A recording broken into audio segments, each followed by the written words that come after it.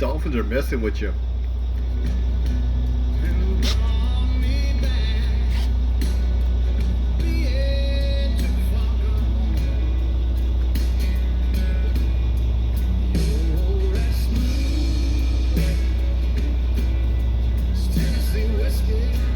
Are from. So all this stuff you see laying around to your right hand side, it actually came off military ships that predated all these. Now the very first one you're going to come to, which is right in front of us, is the SS Cape Mendocino. Mendocino. Yeah, there you go. It is a large. It is a heavy barge. It is a heavy barge carrier. Now, if you look at the very back of it, the big opening in the very back, what they would do is they would float the barges on top of that, and then they had an elevator that would raise them to the upper deck, and then they would just scoot them forward. They would lower it down, pick up more barges as they went. So that was the actual elevator here in the very, very back part of it. That's why that back is so opening. What they would do is they float it on top, and then they would lift it up, scoot it forward, and then keep doing that until they got their barges, all the barges on there that they needed. Now this one here was run by steam turbines. It is the actual classification is a heavy lift barge carrier. It was built in 1970. It was 876 foot long and 106 foot wide. Of course, propulsion it does 16 knots when it's fully loaded. 16 knots when it's fully loaded. Now, whenever it was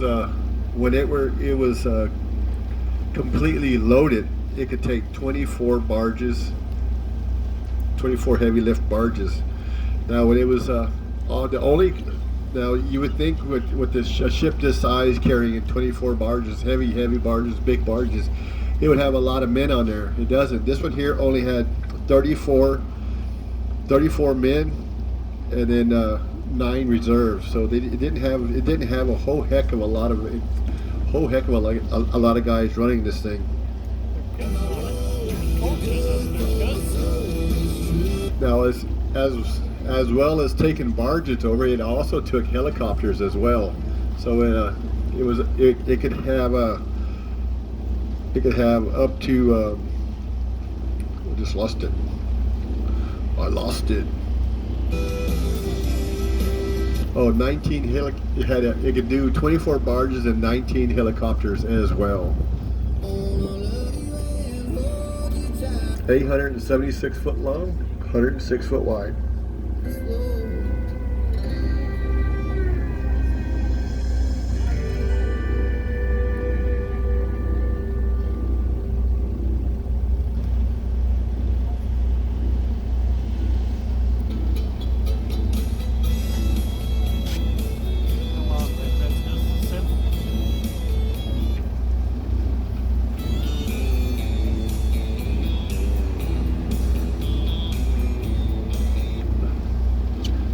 Jasmine's been up here for a while. Matter of fact, it was parked in Port Isabel. I don't know if you guys did this tour before with us, but this here was parked in Port Isabel at one point in time.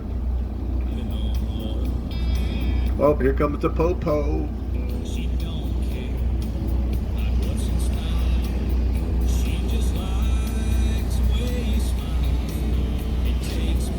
Now the Jasmine is a semi-submersible jackup rig. Now, semi-submersible jackup rigs, what these rigs do is they actually take them out there and they sink them up until you see that little rusty area. They sink them down to that rusted area, and then they anchor them down, and then they start drilling. Now, these here can go up to 500-600 foot of water, 800 foot of water. You usually see them in the deeper water. And then they can drill 12,000 feet below the seabed. So it's you have to add that 12,000 feet onto the 500 feet that's already there.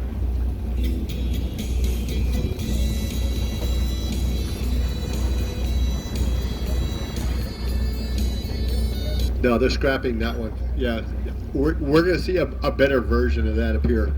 This here is kind of all in pieces, and it's not a whole lot there.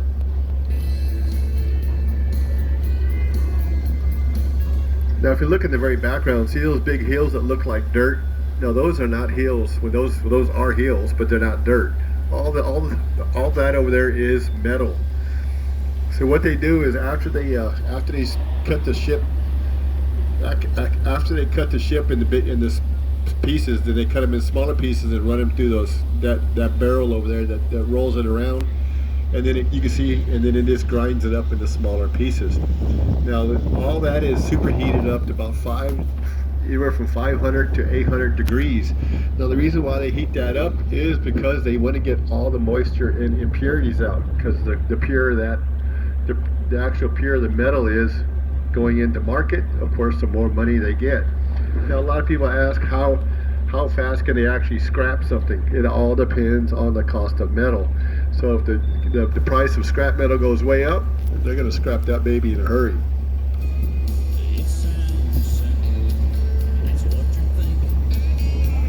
Now you see these two ships right here. They started building these two ships in 2017. Now this is each ship is a 500 million. Now these two ships here, the very first two ships, this is a $500 million project right here, just in these two ships. That's a lot of money, $500 million. I can live off that for a couple of weeks. Now it is called it is the Pasha Hawaii Company. Now the Pasha Hawaii Company is a family-owned and operated company. They do mainly off the West Coast. Obviously, it's to Hawaii and other things, but they also go around the world as well. So this isn't the only ships they have, but these are the first of their kind. They're all liquid natural gas. They have a 95% clean carbon footprint. So they only produce 5% of actual waste. Now each of these ships are 774 foot long. They carry 2,525 barges. Now that's 545 foot containers, 400 refrigerated containers, 340 foot dry containers, and fully loaded with a little over 2,500 containers. It can make a speed of 24 knots. That is cooking on the water. These are the most hydro efficient hulls ever made.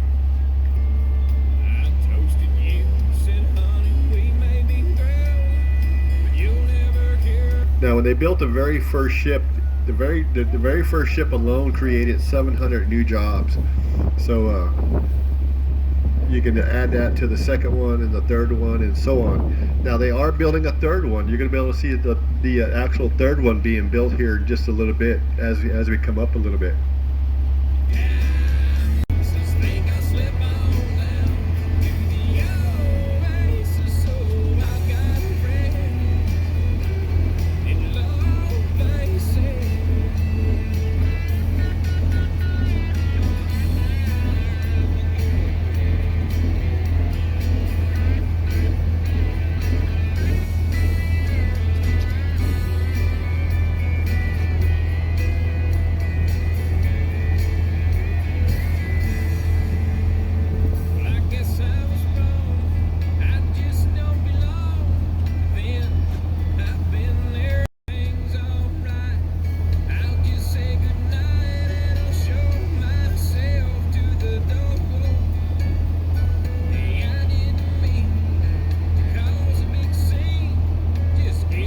All right, now now there's a jacket. Whoa, it's 70 foot here.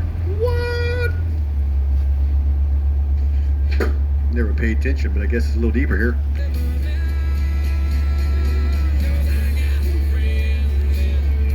All right, now this is a better version. This is a better example of a jack-up rig. Now this is one of the newer ones. This is the rig that Elon Musk purchased. But this is one of the rigs he purchased. In fact, they just got done building it. Now they're going to start taking the stuff off of it. That way they can load the rockets on it to launch them offshore. Now we've all heard of the super rocket, there's Elon Musk super booster rockets and all that stuff. He's going to try and launch them off at Isla Park, Boca Chica Beach. Well, that's never going to happen. So what this is one of the rigs. this is this is one of the rigs that they're going to take everything off of it and use it for a launch pad. But before that, this was, of course, a drilling platform. Now, if you look where it said all the actual black area is, that's the area that they sunk down into the water. The reason why they sink these halfway down, that's going to stabilize that rig the way it doesn't rock as much. Now you see, and then they're also going to anchor it. But then you see beware of thrusters. Now each leg, each of the four legs has motors in it. So the master of this rig, what he's going to do is he's going to simply push a button, and there's a system called dynamic positioning, and that's going to hold it in place. So the actual computers will be running the motors to help stabilize it as well. Now if you look right there in the middle of it, that white thing with the yellow frame on it, right there in the middle that's sticking down, it looks like almost like a drill press. That's exactly what that is. That is where all the drilling is done, right there. Now the funny thing is, this one here was working in 850 foot of water, and then they can also drill down 12,000 feet below the surface of the actual bottom of the thing. So that's 12,850 foot. That's a lot. Now it doesn't, to make things even more complicated than that, each piece of the drill bit, they obviously don't have a drill bit that long, so each piece of the drill bit is like a big puzzle. You put them together, each piece of drill bit is 49 feet, which is about as long as this boat, but each piece of the drill bit also weighs 96 tons. So to give you an idea of how much that is, this boat only weighs 48 tons. So it weighs over twice what this boat weighs.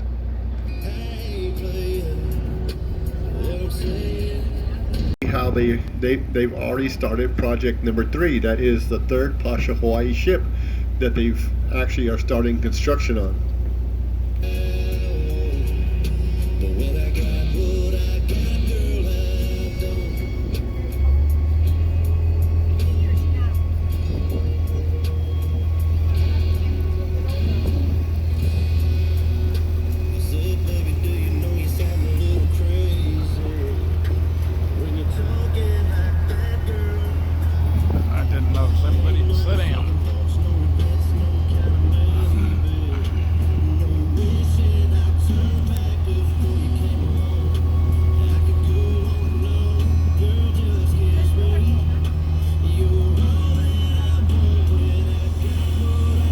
Alright, now we have the SS Petersburg. Now this was kind of a weird, wasn't weird, but the military had a bunch of these. Of course, they all going to end up here sooner or later. Now this was it was a Chesapeake class tanker, which is the actual name for it. So this was a tanker. What it did was, it actually is like a big pump ship. So like the rigs would be offshore, so this would pump from offshore to onshore. So this would act as a go-between to put the petroleum and the distillants and all that kind of stuff to shore. But it also acted as a ship-to-ship support vessel. So what they did was they would fill it full of everything they needed, let's say as far as fuels and oil, then they can transfer it onto another ship while it's offshore. But the only thing is, this here was run by civilians only. It was a military ship run by nothing more than civilians. Had 38 civilians, I'm sorry. Now whenever this thing was fully loaded, it could hold 225,000 barrels of fuel.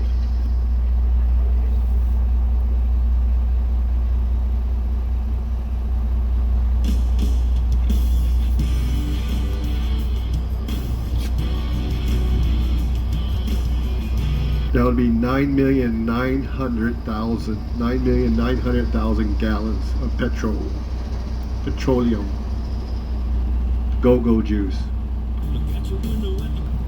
I'm trying to think of the Beverly Hillbillies, but I can't remember the whole song.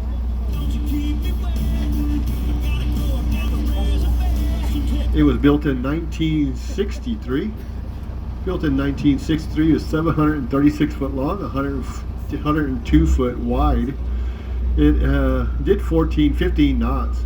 Did 15 knots, which wasn't too bad for 1960. It still wasn't the fastest ship in the thing.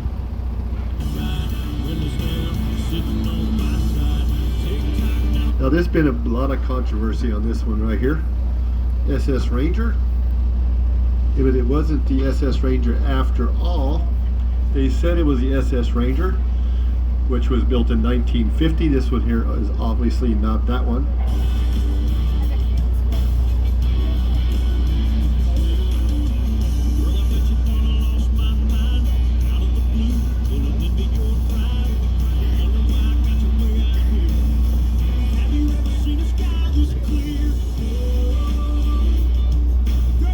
Alright, now this here is USS Bellewood. It's named after one of the conflicts in World War I. Of course, it wasn't there in World War I. It was built in, it was actually named after a thing, but it did actually serve in World War II. Now, it was actually built in 1947. It was stricken in 1960. But then it was sold to France, and then it was sold back to the United States. So it actually made its rounds a little bit. It was 622 foot long, 109 foot wide. It did a speed of 33 knots. It had a complement of 1,600 officers and men.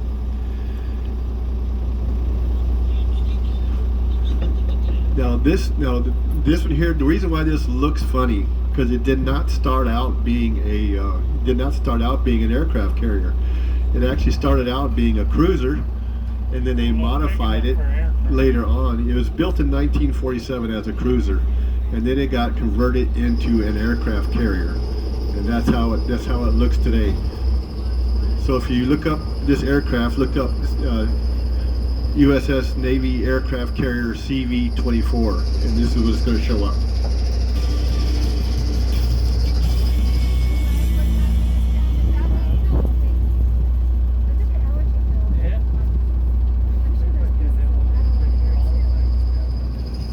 Now it would have a 24 fighter and 9 plus had 24 fighters, 9 torpedo planes, and various other normal class aircraft. It doesn't tell you exactly how many, but it has 24 fighters, 9 torpedo planes, and normal class, whatever a normal class aircraft is in the military. Does anyone know what that is? I'm gonna have to look that up.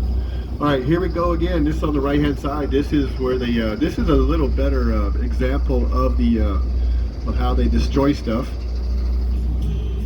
Now all those hills you see over there, you can see that truck bringing over the big pieces. Now they can make all those big pieces into smaller pieces, and like I said, when they do that, they actually grind it up into smaller pieces.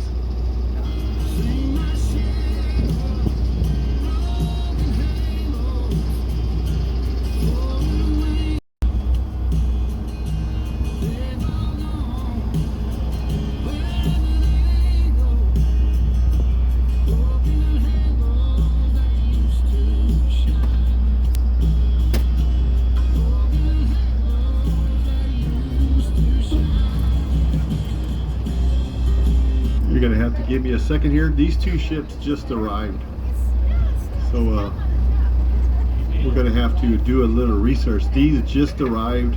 One arrived last week, and one arrived 2 days ago. The white one arrived 2 days ago. Now you see that blue boat right ahead of us? Like I said, these guys scrap everything. Now they're gonna scrap that tugboat right ahead of us as well.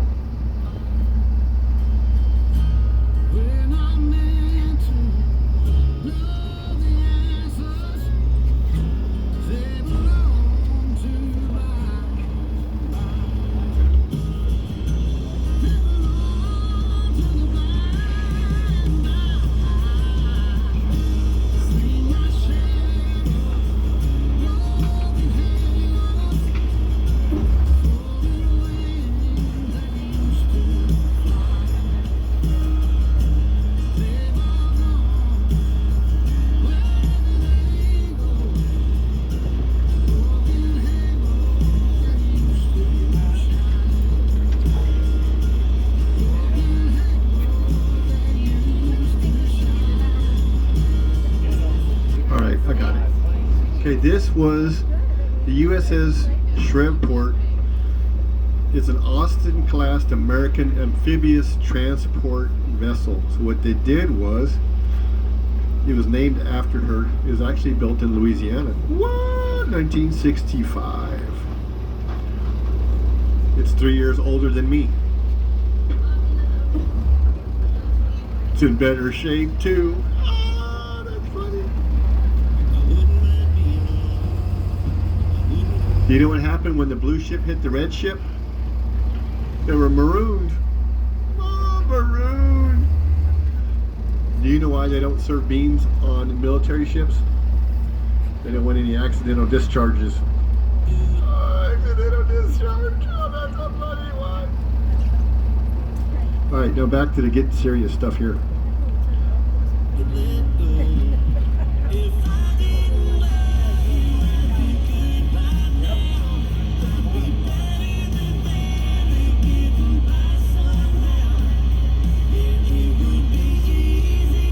Where am I going? Now this is exactly why kids do not use your phone and drive. Good example. Did mom and dad let you drive yet? I think mom and dad needs to give you the keys to the car and just let you go wild with it. Okay, it was 570 foot long. It looks a lot longer than that, doesn't it? And it's 100 foot wide. Like I said, it was an amphibious vessel. So what they did was they took a complement of 58 officers and 502 men.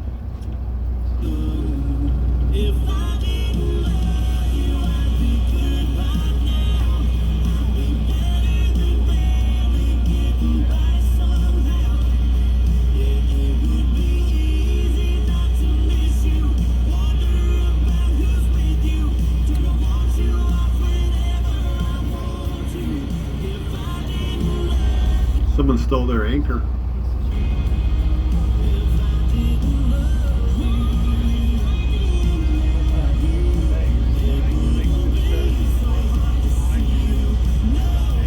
I guess along with the amphibious vessels, it also took a lot of those amphibious. Most of everything that this guy took was dock material. So they took the amphibious vehicles and dock materials to overseas or wherever they were doing their conflict.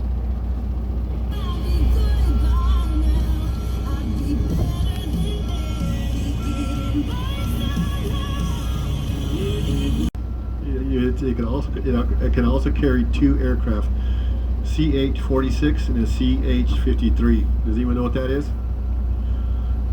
And 4 UH-1s and 2 AVB-8s, 8Bs. Helicopters, maybe? Think so? See, that's why I like doing it this time of year, because I have a lot of knowledge on the vote. That's how I found out that one aircraft carrier before it wasn't the Ranger. One guy called me out on it. But then he kissed me on the cheek afterwards, so we made it all right.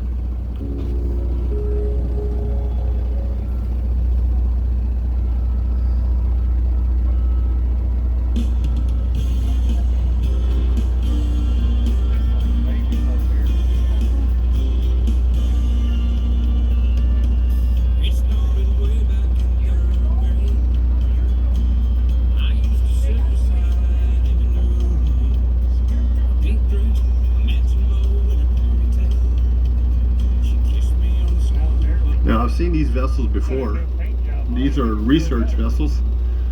I'm looking for the name. They must have covered the name up, but all these here are usually, you see these here and they're actually research vessels.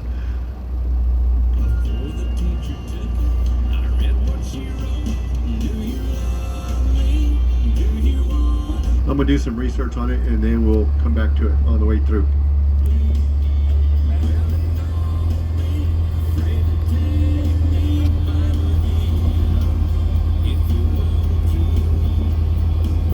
All right, now we're coming up into the liquid part of the whole place here. Now this is where you have to realize everything that comes in here is already refined. So it comes in a lot. Most of the materials here, the liquid part of it comes in from Galveston, Corpus Christi area. It comes in from up there already refined. Then it comes in here and gets transported through this area of Texas. Now a lot of it goes. A lot of this used to go into Mexico by pipeline.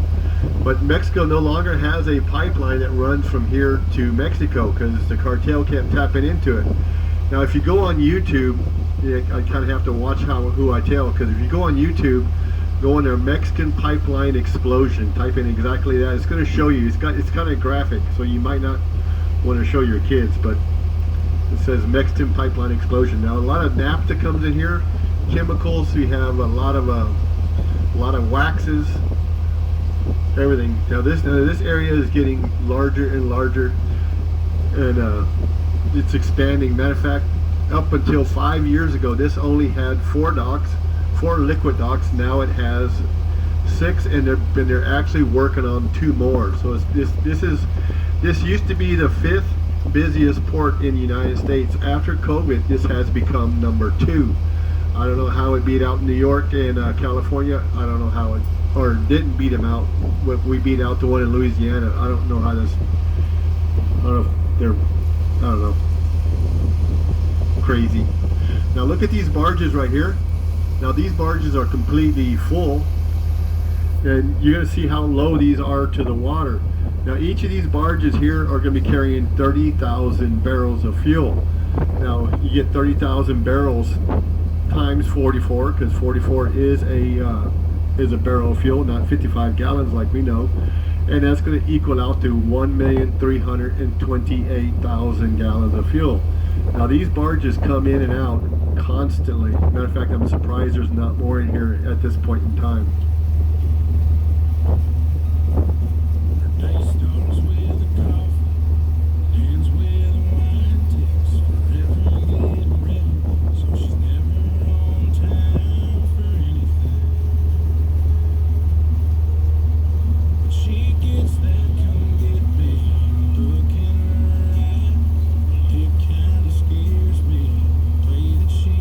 Did you know that Trump had an Asian baby? Right here to the left. I know, it's triumph.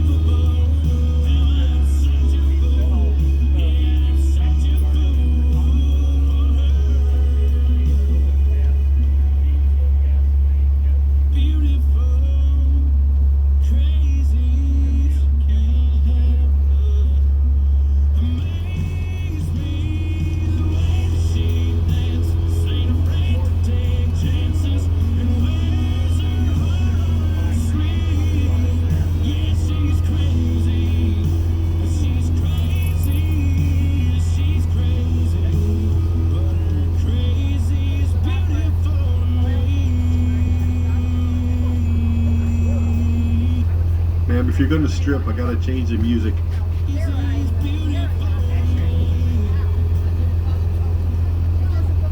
Them are the rules.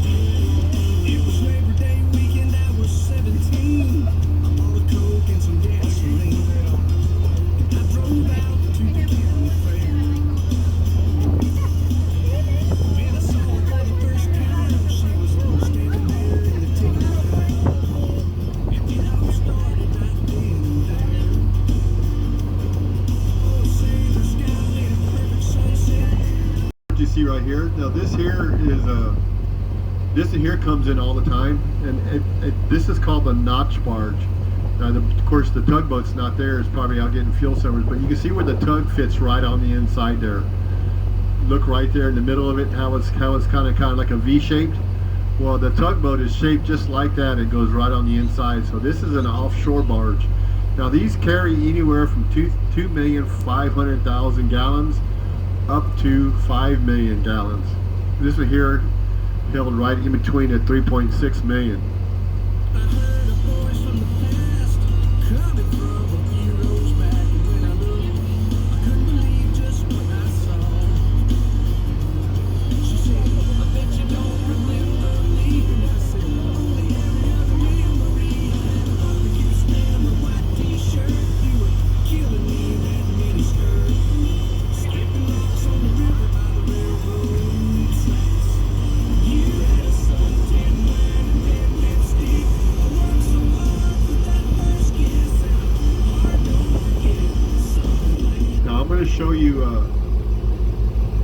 I'm going to show you the boat that belongs to this one here just a little bit. It's just a little further up forward.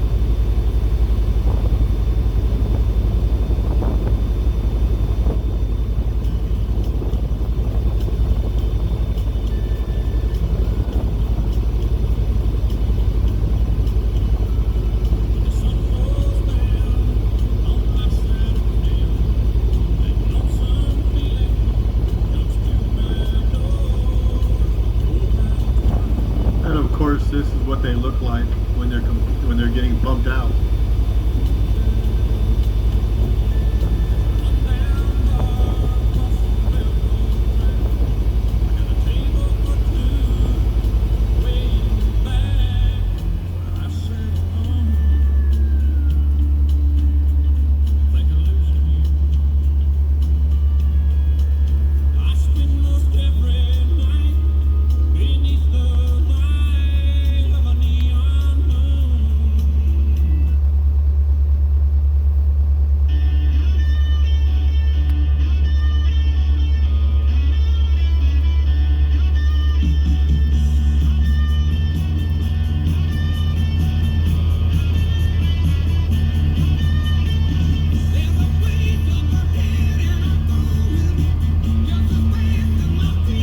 Guys, we're into the this is the turning basin part of it. Now this is where they turn the ships completely around. Now you see these blue boats to your right hand side. These blue boats, that's the Signet Magic and the Signet, all these Signet boats. Now it takes about 3 to 4 miles to get a ship turned around. It takes over about a mile and a half, 2 miles just to get them to stop. So what happens is one of these boats will get in the front, one of these boats will get in the back. One does the pushing, one does the pulling, and then they'll spin that baby around to get it to face back the opposite direction. Now we're coming up into the very back of the channel here. If you look with that to the right hand side and right back there, you see that white building with the blue trim. That is the original Harbor Master's office, built in 1936. Like I said, this entire channel from start to finish was built between the years of 34 and 36. They did it during the Great Depression. A lot of men needed work, and a lot of men were put to work. Now this channel actually has been here since the very, very beginning of time. Well, I shouldn't say very beginning time. I wasn't back there. But anyway, this actually was part of the Rio Grande River at one time. But as the rivers get older, they get straighter. This one got straight about 5-6 miles to the left of us. Have you guys seen all the resacas here in the Rio Grande Valley? The things they call resacas? You heard of them? You see the resacas, little ponds here and there? Well, look up Rio Grande. Look up Rio Grande Valley resacas, and it shows all the resacas. Well, all the resacas actually used to be part of the Rio Grande River as well. When it was winding, when it went straight, it left those little puddles behind. We call them resacas.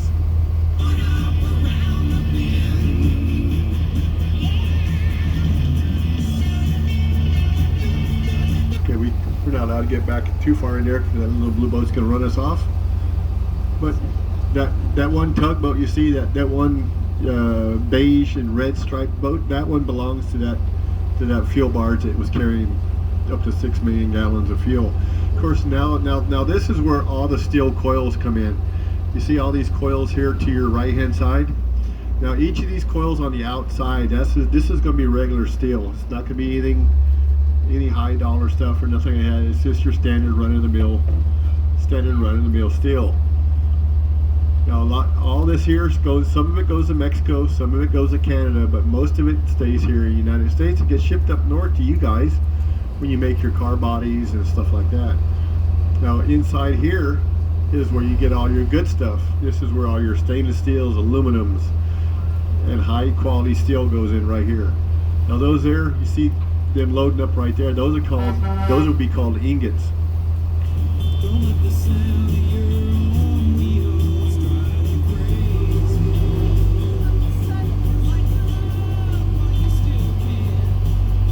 Now you're going to notice that most of this big stuff up here is all going to be 13,000 pounds because that's all that is allowed to be transported on the state of Texas highways.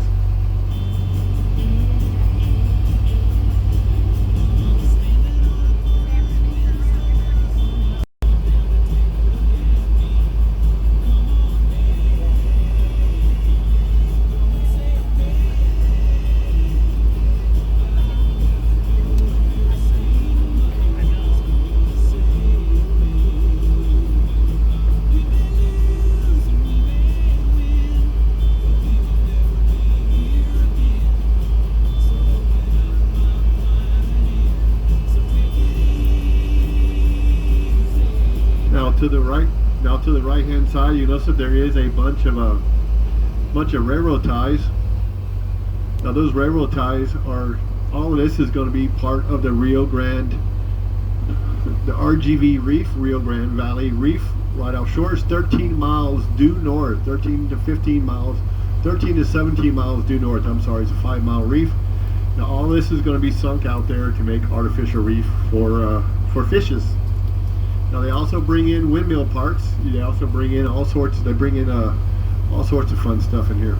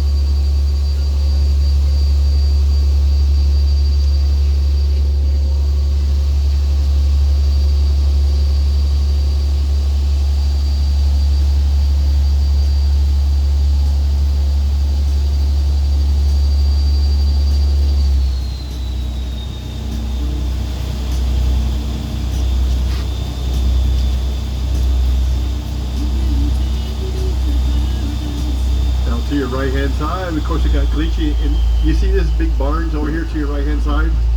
All that is distillates. Now, after you guys squeeze all the good stuff out of y'all's wheat.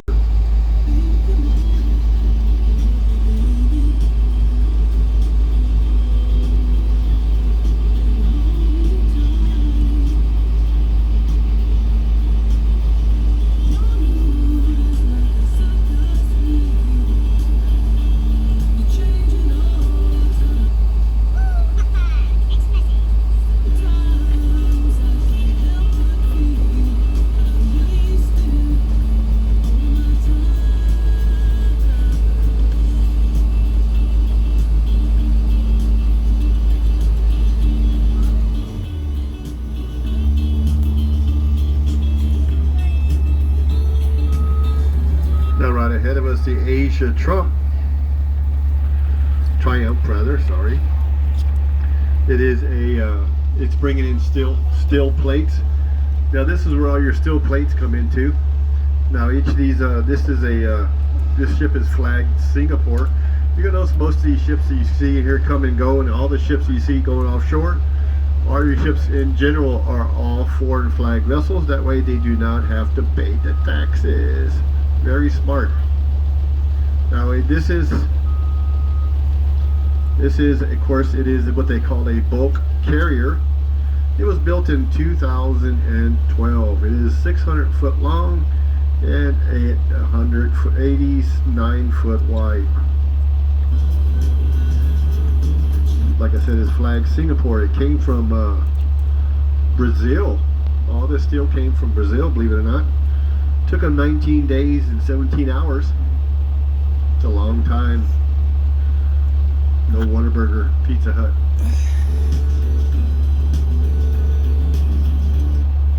Budweiser. Mike's Hard Lemonade. Mango flavored vodka.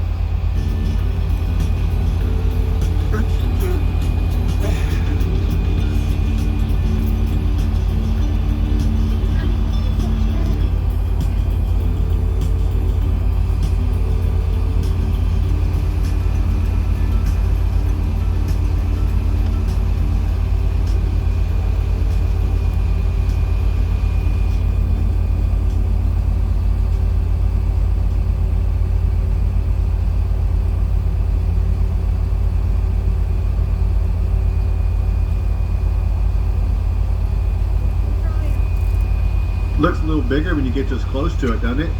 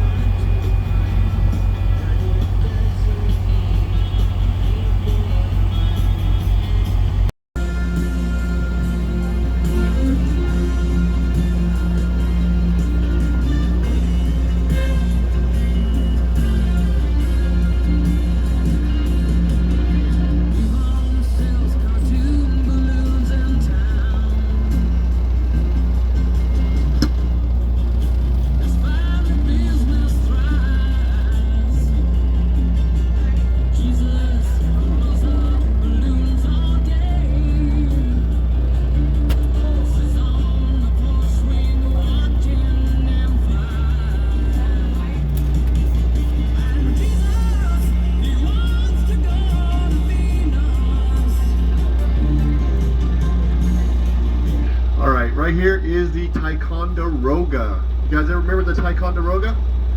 This is what's left of her sad side. Now this was a guided missile cruiser. Its last work was done in Lake Erie when it shot down a satellite. But most of you probably remember it when it shot down Flight 655.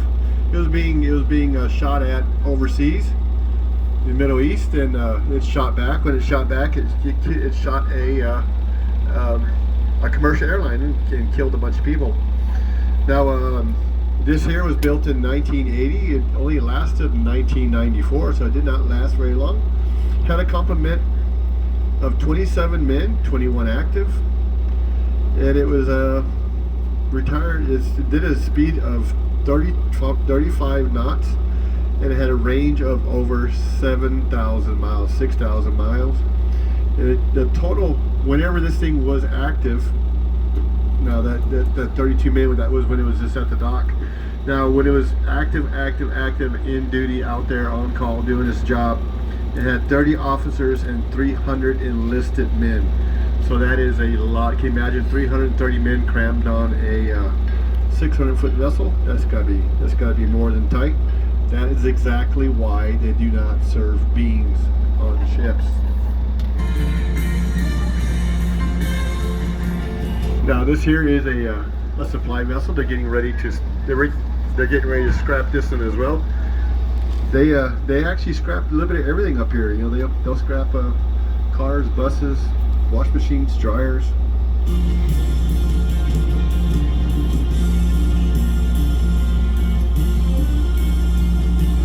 Now this is the Bon-Homie Richard. Namesake was after Benjamin Franklin. This is an aircraft carrier. It was commissioned 1944. It was in better shape than we are. It was decommissioned in 47, recommissioned in 51, decommissioned in 53, recommissioned in 55, decommissioned in 71, reconditioned, reclassified, and it was finally stricken in 1990. So it's had 20 foot or 870 foot long, and it was 93 foot wide. Had 4 engines, 4 shafts, did 34 knots, had a range of over 16,000 miles, 16,200 miles to be exact. Had 2,600 officers and enlisted, 2,600 men on that thing. That's bigger than Port Isabel. Had as many people on that thing as they would live in Port Isabel and South Padre Island. That's crazy.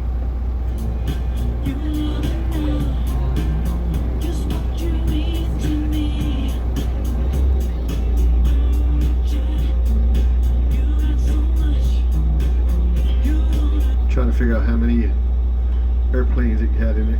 It didn't say.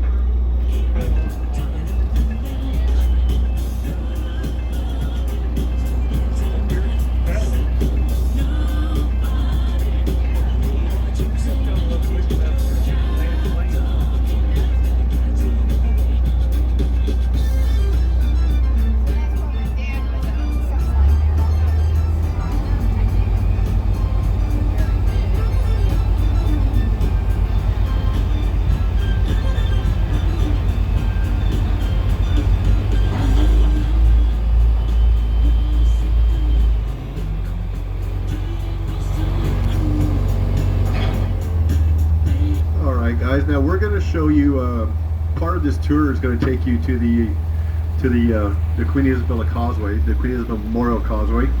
Now the load we're going to tell you about in 2001 when they got struck by a barge carrying see these barges right here, see these barges right here. Now these are called hopper barges, and what they do is they carry steel and scrap and stuff like that elsewhere. So they don't do all the work here. Sometimes they'll ship it off somewhere else. And this is the exact company and the type of barge that struck the causeway. It came from this company right here.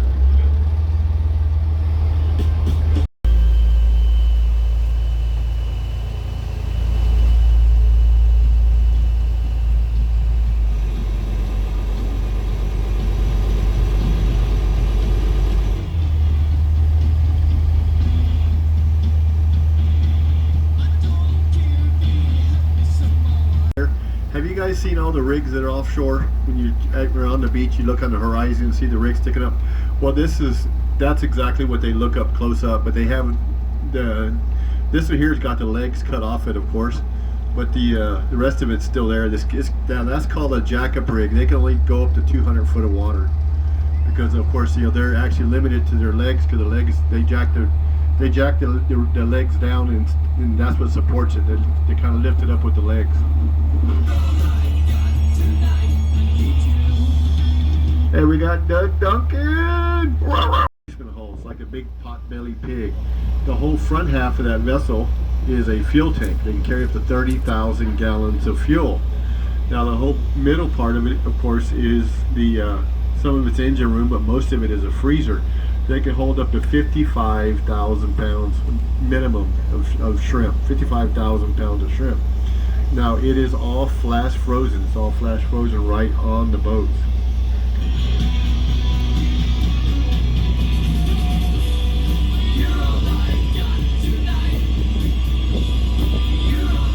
Now those boats go out there for a minimum of 30, 40, 50, 60 days.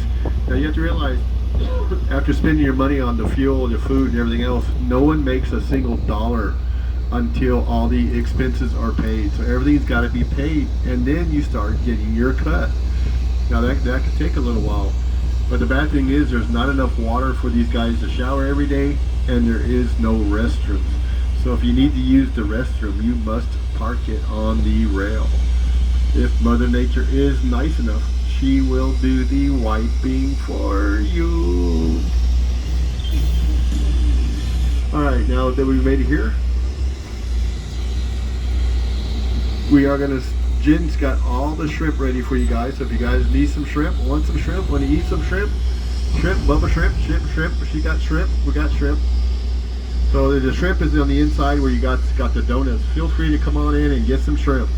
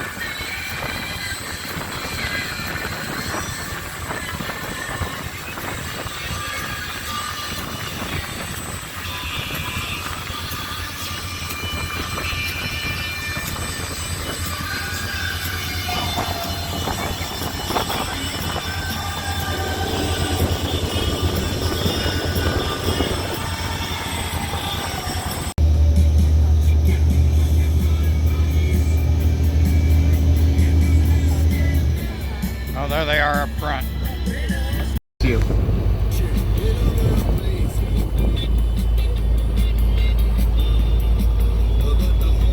Now keep looking on the sides. The dolphins will be on the sides. On the right hand side in the surf. There you go. In the wake, right hand side. Right hand side.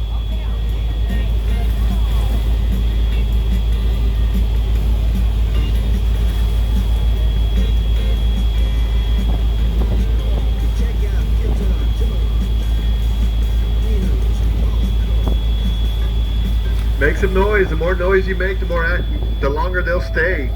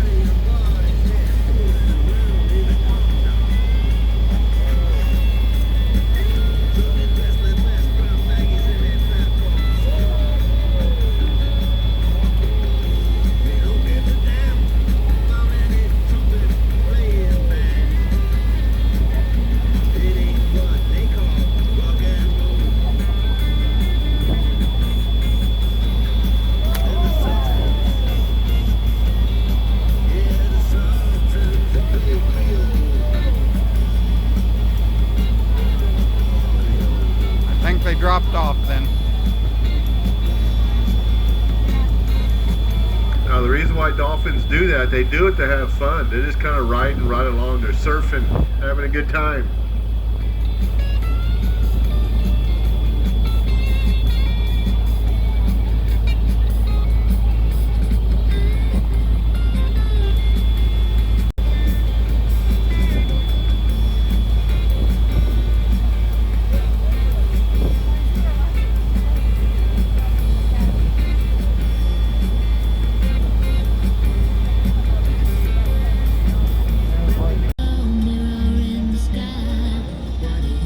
No, I don't live there. Do you want to live there? Oh no, we don't have to pay them. You pay them with our tax. We all pay them with our taxpayer.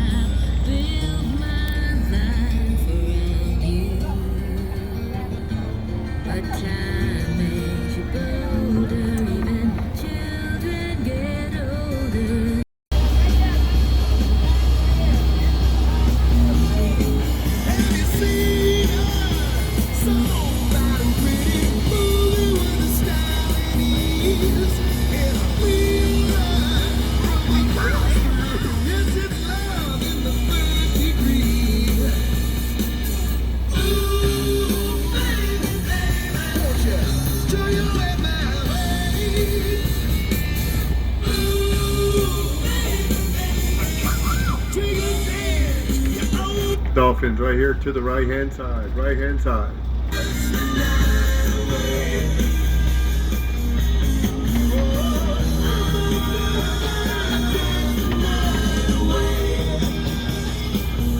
Whoa, whoa, whoa, whoa, whoa.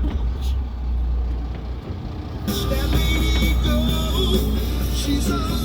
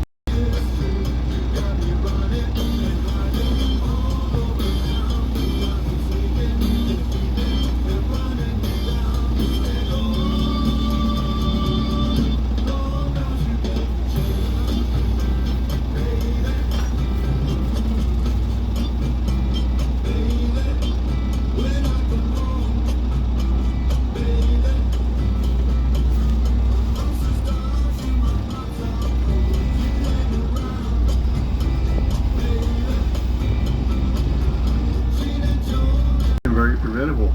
The city of South Padre Island and the city of Port Isabel failed to pay the light bill.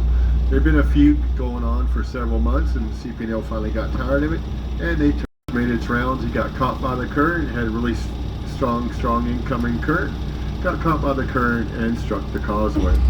Now the vessel called the Murphy's Law, which is our sister ship, was one of the very first vessels on the scene with my brother Stephen Murphy at the helm. And this boat you're on right now was one of the second vessels on the scene, and I was the captain of it. My brother and I did assist the Coast Guard until it was time to ferry people to and from South Padre, which is exactly what we did later on that morning. And we did not charge for any of it. You had to realize this was only 4 days after.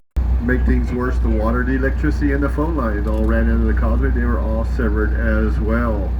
Now to make things even worse yet, people picked up their cell phones and the cell phone towers promptly crashed.